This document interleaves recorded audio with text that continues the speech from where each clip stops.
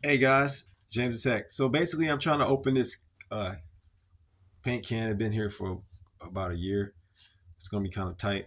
What I'm gonna do, I got a flathead screwdriver, so I'm gonna just stick it here and there, and then rim it all the way around.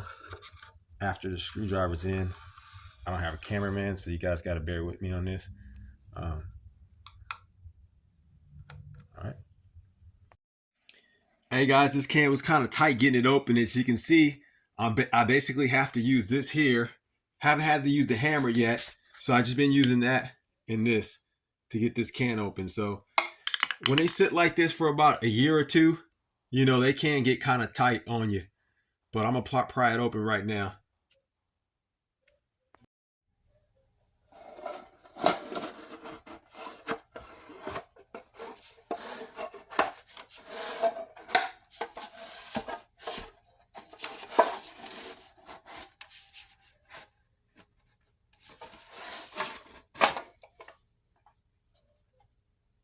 Voila!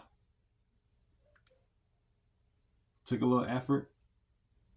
There it is. I'm gonna just stir it up because it's been here forever.